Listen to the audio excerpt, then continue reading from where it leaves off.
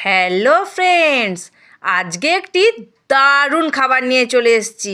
Basically আমার তো খুবই ভালো লাগে, আর তোমাদের কেমন লাগে অবশ্যই আমাকে কমেন্ট করে জানাবে। তোমাদের দাদা ভাই একজনকে বলে রেখেছিল, সে কতগুলো হাঁসের ডিম দিয়ে চলে গেছে। আর আজকে সানডের দিন মানে প্রত্যেকের বাড়িতেই চিকেন হয়।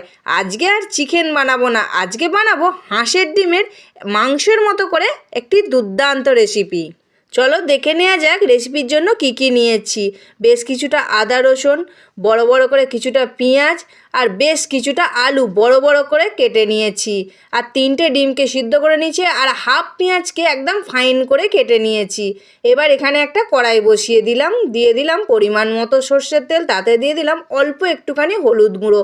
হলুদ গুঁড়োটা অবশ্যই দেবেন ডিম ভাজার আগে, তাতে কড়াতে কিন্তু ডিম একটুও লেগেও যাবে না, আর ভাজাটাও কিন্তু খুব সুন্দর হবে। আমার এখানে ডিম ভাজাটা হয়ে গেল, তুলে রেখে দিলাম। এবার আলুটা দিয়ে দিলাম অল্প করে হলুদ গুঁড়ো দিয়ে ভালো করে লাল লাল করে ভেজে নিলাম। তারপর যে ফাইন করে পেঁয়াজটা কেটে রেখেছিলাম সেই পেঁয়াজটাকে দিয়ে দিলাম, দিয়ে ভালো করে ভেজে নিলাম।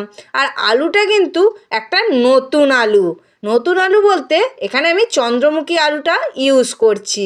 আপনারা কিন্তু চন্দ্রমুখী আলুটা দিয়েই এইভাবে রেসিপিটা বানাবেন, খুব ভালো লাগবে খেতে।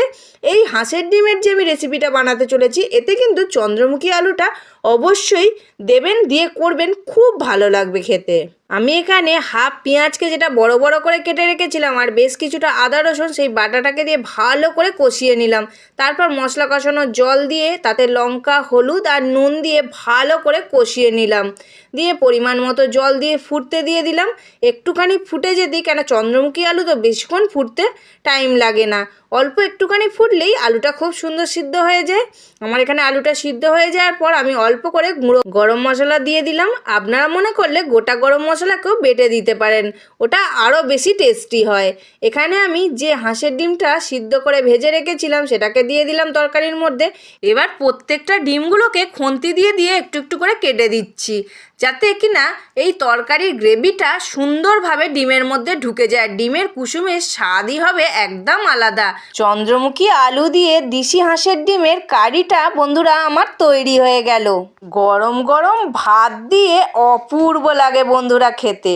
আজকের রেসিপিটা কেমন লাগলো অবশ্যই একটা কমেন্ট করে জানাবে, আর ভালো লাগলে অবশ্যই সাবস্ক্রাইব করবে স্বাদের খোঁজে উইথ বান্টির চ্যানেলটিকে।